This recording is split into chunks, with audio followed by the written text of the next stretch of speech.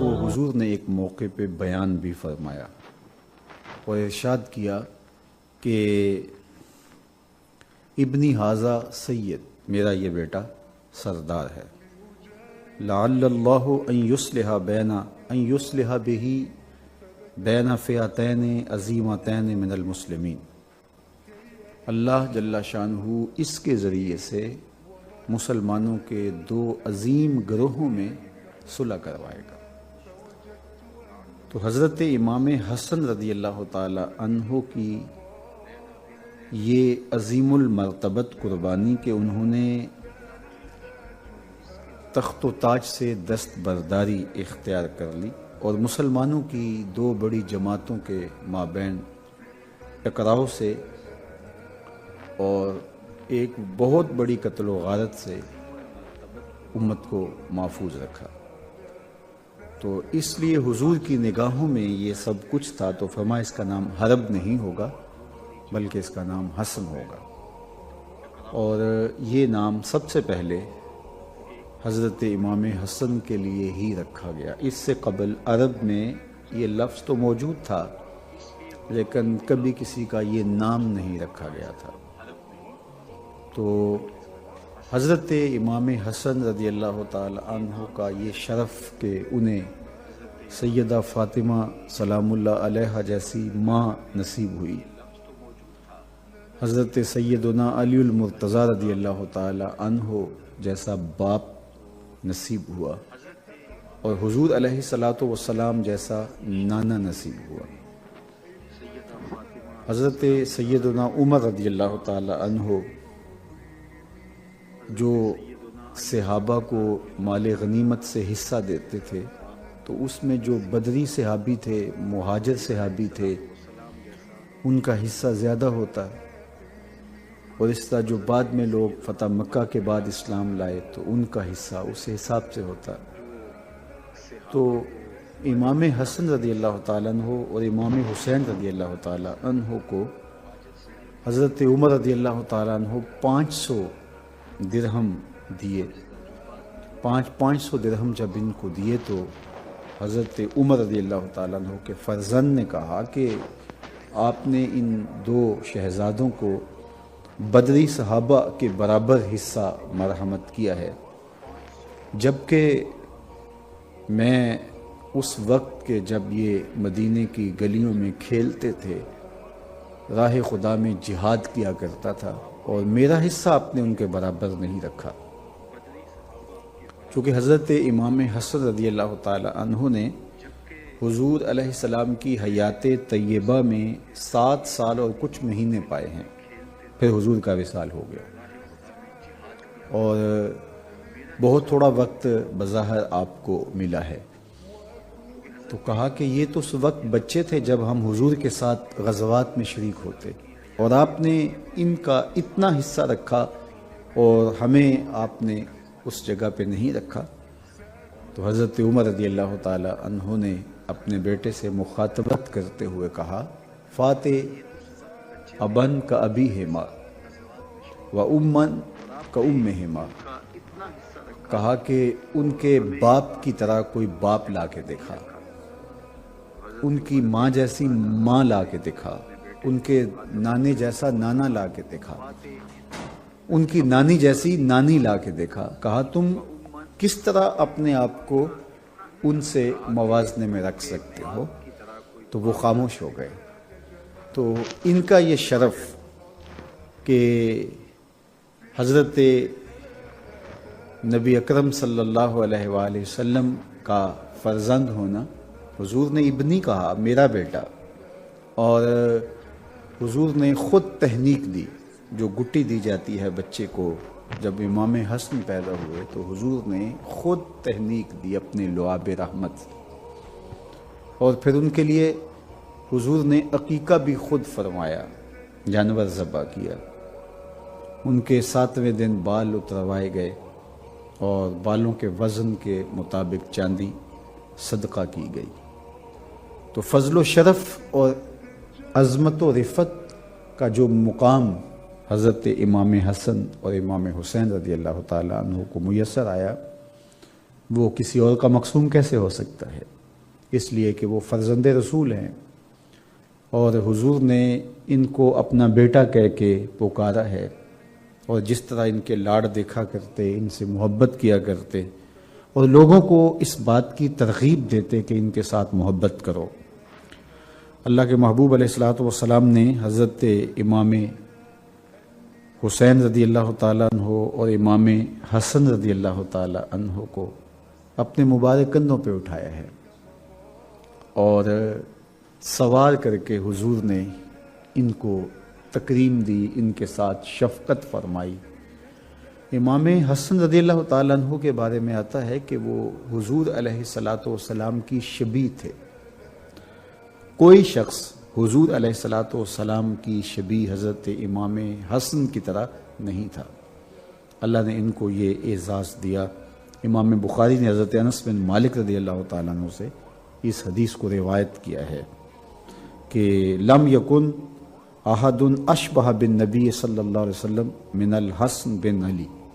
حضرت حسن بن علی سے زیادہ حضور کے مشابہ کوئی نہیں تھا، شکل و صورت میں، عادات میں، اطوار میں، طرز زندگی میں، عبادات و ریاضات میں حضرت امام حسین کی شان نرالی تھی، اور امام حسن کا درجہ بہت اونچا اور بہت بلند اور بہت بالا تھا۔ تو اللہ نے ان کو یہ اعزاز اور یہ شان حضور علیہ السلام کے صدقے سے عطا کی تھی، اور اللہ کے محبوب علیہ السلام نے اللہ کی بارگاہ میں دعا مانگی، جس کو امام بخاری نے بھی، امام مسلم نے بھی اپنی اپنی اسناد کے ساتھ روایت کیا ہے۔ حضرت سیدنا ابو ہریرہ رضی اللہ تعالیٰ عنہ کی مرویات سے ہے کہ آقا کریم نے دعا مانگتے ہوئے بارگاہ ازدی میں عرض کیا، اللہم انی احبہ، اے اللہ میں حسن بن علی سے محبت کرتا ہوں، فاحبہ واحبب من یحبہ، اور اے اللہ تو بھی حسن بن علی سے محبت کر، اور جو حسن بن علی سے محبت کرے اللہ اس کو محبوب بنا دے، لوگوں کے دل میں اس کی جگہ پیدا ہو جاتی ہے جو حضرت امام حسن رضی اللہ تعالیٰ عنہ سے محبت کرتا ہے۔ تو یہ اعزاز اور یہ تکریم اور یہ شان و شوکت اور یہ رفعت کہ حضور ان کی محبت کی دعا مانگے، اور اللہ سے عرض گزار ہوں کہ مالک ان سے تو بھی پیار کر، اور جو ان سے محبت کرے میرے مالک تو اس سے بھی پیار کر۔ تو گویا حضرت امام حسن رضی اللہ تعالی عنہ سے جو پیار کرتا ہے وہ حضور کا بھی محبوب ہوتا ہے، اور میرے رب کا بھی محبوب ہوتا ہے، اور محبوب الخلائق بھی ہو جاتا ہے، تمام مخلوقات بھی اس سے پیار کرنے لگ جاتی ہیں۔ اور ان سے پیار کیوں نہ کیا جائے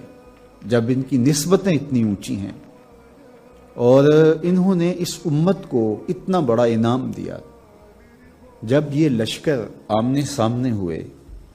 حضرت امیر معاویہ رضی اللہ تعالیٰ عنہ اور حضرت امام حسن رضی اللہ تعالیٰ عنہ دونوں کے لشکر آمنے سامنے ہوئے، تو جو موقع کے عینی شاہد ہیں وہ بتاتے ہیں کہ وہ پہاڑوں کی صورت کے اندر لشکر تھے، اور اگر یہ لشکر ٹکرا جاتے تو کیا ہوتا۔ لیکن حضرت امام حسن رضی اللہ تعالیٰ عنہ نے اس موقع پر صلح فرما کے اس امت پر بہت بڑا احسان کیا، دست بردار ہو گئے۔ تخت و تاج کو چھوڑنا اور سلطنت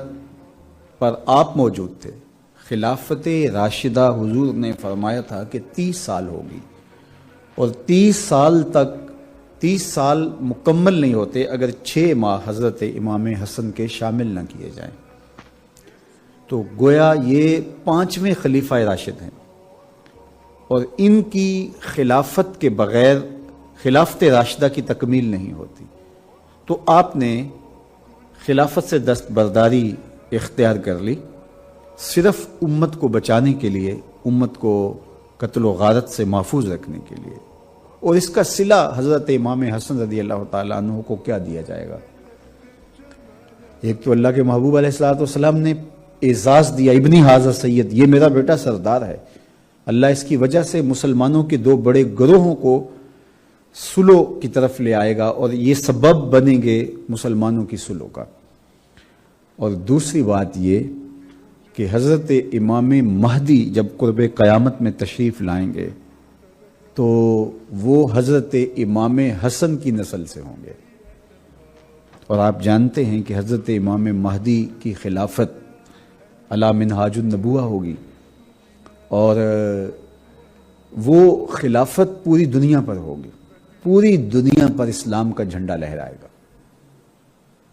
اور اللہ ان کے ذریعے سے ایسا پائیدار امن قائم کرے گا کہ گھاٹ کے اوپر بھیڑیا پانی پی رہا ہوگا تو بھیڑ بھی آ کر ساتھ پانی پینے لگ جائے گی،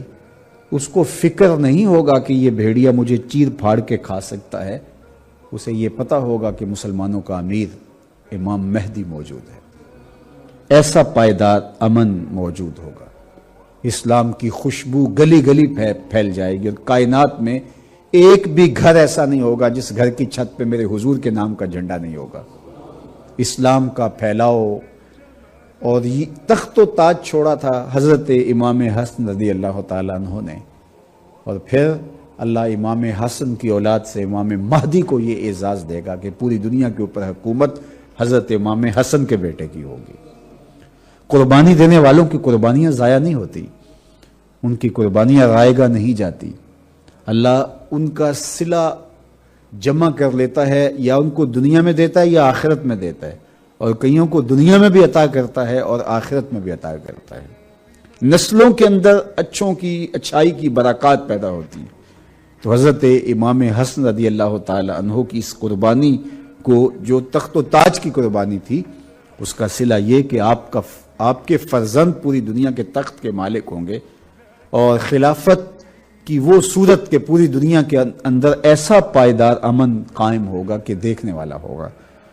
تو یہ حضرت امام حسن رضی اللہ تعالی عنہ کی شان ہے، یہ آپ کا مرتبہ ہے اور آپ کو دیا گیا مقام ہے۔ حضرت امام حسن رضی اللہ تعالی عنہ حضور علیہ السلام کی مشابہت رکھتے تھے، میں نے عرض کیا، عصر کی نماز پڑھنے کے بعد حضرت سیدنا صدیق اکبر رضی اللہ تعالی عنہ مسجد سے نکلے تو آگے امام حسن کھیل رہے تھے، تو حضرت ابو بکر صدیق رضی اللہ تعالی عنہ نے ان کو اپنے کندھوں پہ اٹھا لیا اور کہا کہ تو علی کے مشابہ نہیں ہے، تو نبی کے مشابہ ہے، اور حضرت علی رضی اللہ تعالی عنہ مسکرا رہے تھے۔ تو یہاں سے یہ بات بھی سمجھ میں آئی کہ اہل بیت کا اور صحابہ کا کتنا گہرا ربط اور تعلق اور محبت کا رشتہ تھا۔ اقبال نے کہا تھا، اے کہ نہ شناسی خفیرہ از جلی ہوشیار باش، اے گرفتار ابو بکر و علی ہوشیار باش۔ یہ تیرے خلاف سازش ہے کہ تجھے تاریخ کی لولی لنگڑی روایات کا سہارا لے کر کے یہ بتلایا گیا ہے کہ یہ آپس میں ٹکراتے رہے ہیں اور یہ آپس میں لڑتے رہے ہیں۔ صحابہ کا اور اہل بیت کا محبت کا الفت کا ربط و رشتہ تھا، اور خلفائے راشدین کے حوالے سے ابھی حضرت عمر کا واقعہ آپ کے سامنے میں نے رکھا، اور یہ سیدنا ابو بکر صدیق رضی اللہ تعالی عنہ کی دل آویز کہانی ہے کہ امام حسن کو کندھوں پہ اٹھایا۔ ایک تو حضور کی سنت ادا ہو گئی، حضرت حسن کو حضور نے بھی اپنے کندھوں پہ اٹھایا تھا، تو آج خلیفۃ الرسول بھی اپنے کندھوں پہ اٹھا رہے ہیں، اور کہا تو علی کے مشابہ نہیں ہے، تو میرے نبی کے مشابہ ہے۔ اللہ اکبر۔ تو حضرت امام حسن رضی اللہ تعالی عنہ جلیل القدر، صاحب عظمت اور صاحب کرامت، سخی، متورع اور انتہائی عبادت گزار تھے۔ نماز فجر کے وقت آتے تو اشراق تک مصلی پہ ہی لمحات زندگی گزرتے، اور اشراق کے بعد گھر تشریف لے جاتے،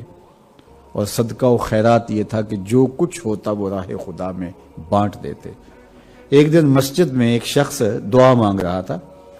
اور دعا مانگتے ہوئے وہ یہ کہہ رہا تھا، اے اللہ مجھے 4000 درہم عطا کر دے۔ تو حضرت امام حسن نے اس کو یوں دعا مانگتے سن لیا اور گھر گئے، اور 4000 درہم اس کے گھر پہنچا دیے کہ تو جو اللہ سے مانگ رہا تھا وہ اللہ نے تیری دعا قبول کی اور میرے ذریعے سے وہ تجھے عطا کر دیا۔ ایک دن حضرت علی المرتضیٰ رضی اللہ تعالیٰ عنہ نے فرمایا کہ میرے فرزند امام حسن رضی اللہ تعالیٰ عنہ نے کچھ مال جمع کیا ہے، اور وہ مال اس مقصد کے لیے جمع کیا ہے کہ وہ لوگوں میں بانٹ دیں، تو کوئی ان سے لینا چاہے تو وہ اسی لیے مال جمع کر کے بیٹھے ہیں۔ تو بہت سارے لوگ آ گئے، تو حضرت امام حسن نے کہا کہ یہ مال میں نے فقراء کے لیے اور مساکین کے لیے جمع کیا ہے۔ تو آدھے لوگ جو ہیں وہ کھڑے ہو گئے کہ ہم اس زمرے میں آتے ہیں، لہٰذا ہمیں دیا جائے۔ تو آپ نے وہ سارا مال ان میں تقسیم کر دیا۔ بلا کے فصیح تھے، اور اللہ جل شانہ نے ان کو فصاحت و بلاغت کا جو نور عطا کیا تھا، شیر مادر کا اثر تھا، اور خون علی کی تاثیر تھی، اور حضور علیہ السلام نے ان کے منہ میں اپنی زبان ڈالی اور اپنا لعاب ڈال کر کے ان کو تحنیک دی، اور آغوش نبوت میں پروان چڑھتے رہے،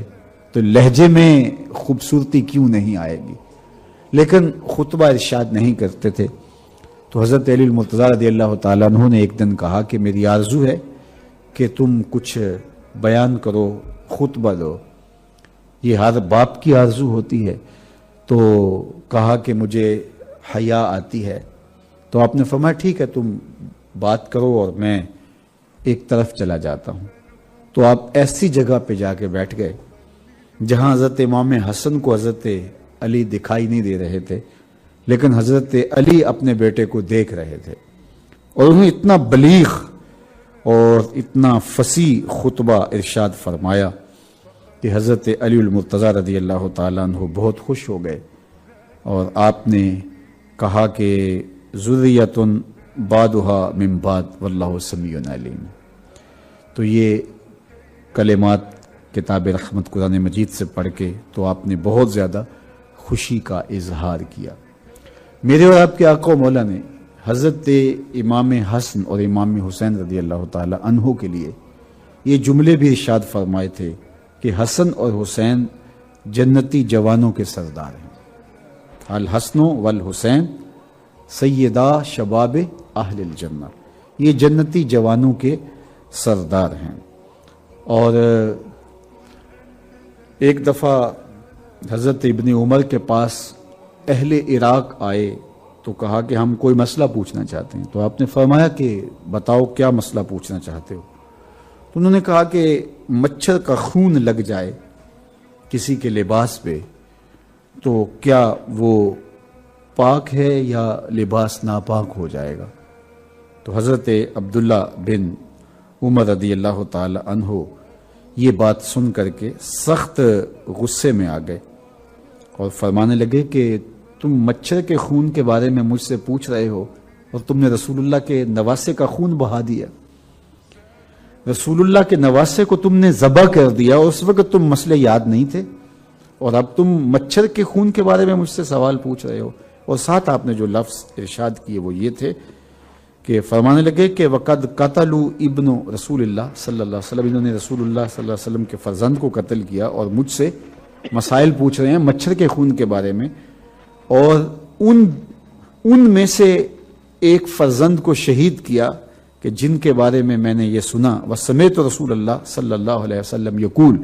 حضور کو میں نے یہ فرماتے ہوئے سنا، ان الحسن والحسین ہما ریحانتا یا من الدنیا، حسن حسین دنیا پر میرے دو پھول ہیں جن کو حضور علیہ السلام پھول قرار دیتے ہیں، تو ان کو تم نے مسل دیا اور ان کا تم نے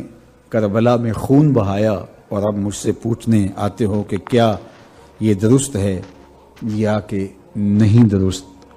حضرت امام حسن رضی اللہ تعالیٰ عنہ 7 سال اور کچھ ماہ حضور علیہ السلام کی صحبت میں وقت گزارا ہے، اور حضور سے کچھ چیزیں انہوں نے سنی بھی ہیں، ان میں سے 13 احادیث انہوں نے روایت کی۔ ان میں سے وہ معروف روایت کہ حضور نے ارشاد فرمایا دا ما یریبو کا الا ما لا یریبو کا، کہ جو تجھے شک میں ڈالے اس کو ترک کر دے، اور اس کو اختیار کر جو تجھے شک میں مبتلا نہ کرے۔ حضرت امام حسن فرماتے ہیں کہ یہ بات میں نے حضور سے حفظ کی تھی، حضور سے میں نے یاد کی تھی تو آقا کریم نے اچھی طرح سے اصول دین راسخ کر دیا ان کے طبائع میں، اور عملی تربیت بھی کی۔ ایک دفعہ کھجوریں پڑی ہوئی تھی اور صدقے کی کھجوریں تھی، حضرت امام حسن بچے تھے، گھر سے نکلے، چونکہ ان کے گھر کا دروازہ مسجد نبوی کے اندر کھلتا تھا۔ کتنے خوش نصیب لوگ ہیں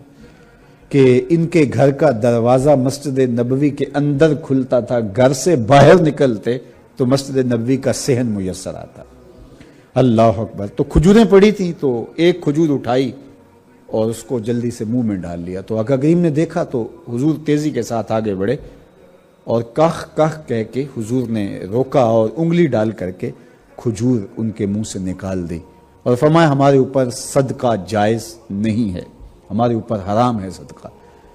تو حالانکہ جو کھجور کھا چکے تھے اس کی جگہ کوئی اور کھجور رکھ دی جاتی یا اس کی قیمت ادا کر دی جاتی، لیکن حضور نے ایسا نہیں کیا، وہ کھجور حلق سے باہر کھینچ کے نکال دی۔ حضور گوارا ہی نہیں کرتے تھے کہ ان کے پیٹ میں ایسا لقمہ جائے جو ہمارے اوپر جائز نہیں ہے۔ تو جب اس قدر غذا خالص ہو کہ وہ لقمہ پیٹ کے اندر جانے نہیں دیا جاتا اور شیر بطول سے تربیت پاتے ہیں اور حجرائے رسول کے آس پاس زندگی گزرتی ہے، کبھی حجرے کے اندر ہوتے ہیں، کبھی حجرے سے باہر ہوتے ہیں، اور سیدہ فاطمہ تو زہرا رضی اللہ تعالی عنہا تربیت کرتی ہیں، تو پھر حسن رضی اللہ تعالی عنہ اور حسین ابن علی کی صورت کے اندر ہی جو ہے وہ نہضت اور نشأت ہوگی اور زمانے کو وہ تحفہ دیں گے۔ حضرت امام حسن کے زمانے میں حالات ایسے تھے کہ صلح کرنا مناسب تھا تو انہوں نے صلح کر لی، اور حضرت امام حسین رضی اللہ تعالیٰ عنہ کے زمانے میں زمینی حقائق یہ تھے کہ اب ٹکرانا ضروری تھا ورنہ اسلام کی قدریں پامال ہو جاتی، تو وہ صرف اپنے 72 افراد کو لے کے میدان عمل میں آ گئے۔ تو ان دو شہزادوں نے دین کو بچایا اور دین کی حفاظت کی، ایک نے صلح کر کے دین کی حفاظت کی اور ایک نے جبر کے سامنے پوری قوت کے ساتھ کھڑے ہو کر کے دین کی حفاظت کی۔ حضرت امام حسن رضی اللہ تعالیٰ عنہ نے زندگی کی بہاریں گزارنے کے بعد جب یہ محسوس کر لیا کہ اب میں اس دنیا سے رخصت ہونے والا ہوں، تو حضرت ام المومنین عائشہ رضی اللہ تعالی عنہا کی طرف پیغام بھیجا، کہا کہ اگر آپ مجھے اجازت دیں تو انتقال کے بعد حضور کے حجرے میں جہاں حضور دفن ہیں، جہاں ابو بکر و عمر رضی اللہ تعالیٰ عنہما دفن ہیں، وہاں میری بھی تدفین کر دی جائے، کیونکہ یہ جگہ حضرت عائشہ رضی اللہ تعالیٰ عنہ کی تھی۔ تو آپ نے کہا کہ یہ میرے لیے تو خوشی کی بات ہوگی، آپ ابن رسول ہیں، تو انہوں نے اجازت دے دی۔ پھر اپنے بھائی حضرت امام حسین رضی اللہ تعالیٰ عنہ کو بلایا اور کہا کہ میں نے ام المومنین حضرت عائشہ سے پوچھا ہے، انہوں نے مجھے اجازت دے دی ہے۔ کمایا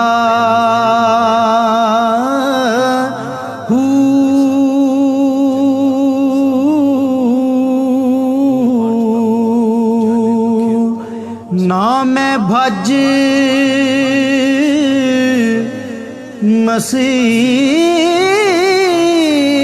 مسیتی وڑیا نا تسبا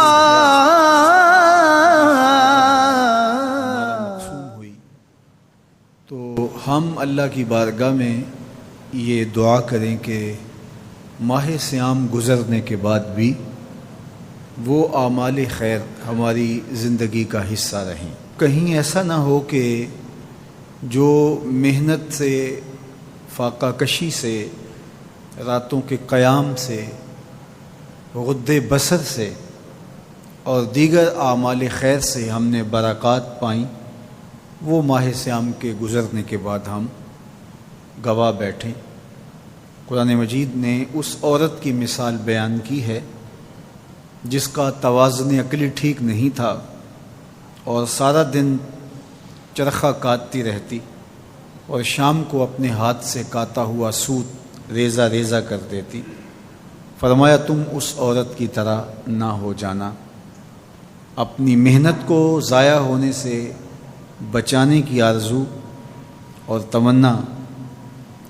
یہ ہمارے سینے میں موجود ہونی چاہیے۔ تو ہر وقت یہ دھڑکا، یہ ڈر یہ فکر لگی رہے کہ میں جو خیر کی راہ پہ ہوں وہ مجھے میسر رہے، وہ مجھے نصیب رہے۔ جس کے 2 دن برابر ہو گئے وہ ہلاک ہو گیا۔ ہر آنے والا دن گزرے ہوئے دن سے بہتر ہونا چاہیے۔ اگر برابر ہیں تو ہلاکت ہے، اور اگر کسی کا گزرا ہوا دن بہتر ہے اور بعد والا دن اس سے بدتر ہو گیا، وہ تو پھر کچھ نہ حاصل کر پایا۔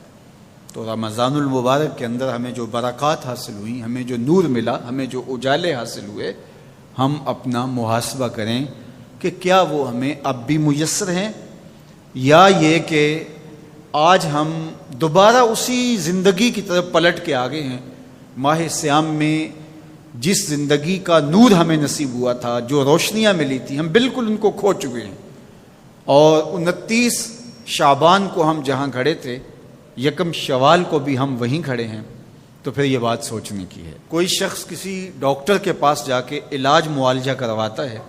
اور وہ 1 مہینے یا 2 مہینہ تک اس کو دوا دیتا ہے، اور دوا کے بعد وہ کہتا ہے اب دوائی تم چھوڑ دو اس لیے کہ تم صحت یاب ہو چکے ہو۔ تو دوائی چھوڑنے کے بعد پھر دوبارہ وہ مرض لوٹ آتا ہے، عود کر آتا ہے، تو پھر اس کا مطلب یہ ہے کہ اس کو شفا نہیں ملی، اور پھر ڈاکٹر اس کو کہے کہ نہیں چلو 1 ماہ پھر دوائی لے لو، اور 1 ماہ دوائی استعمال کرنے کے بعد پھر دوبارہ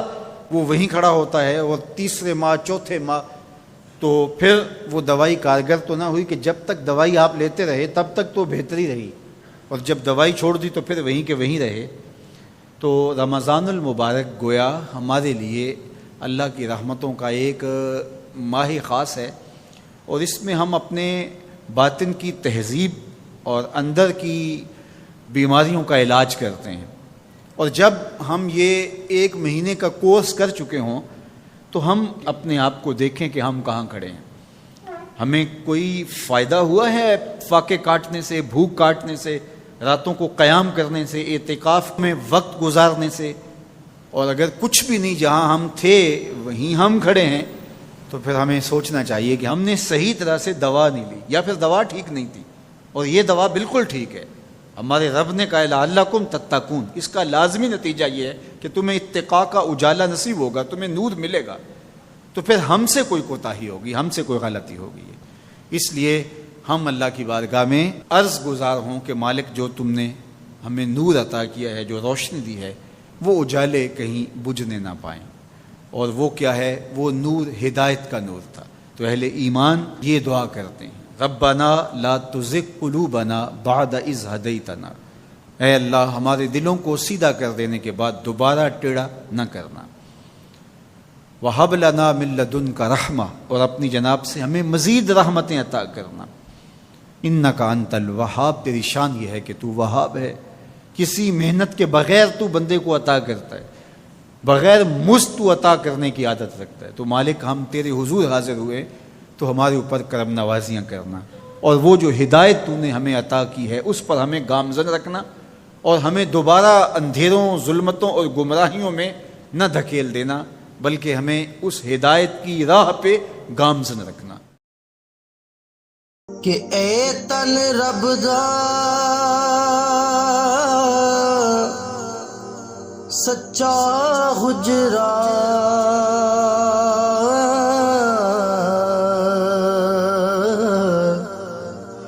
تے کھڑے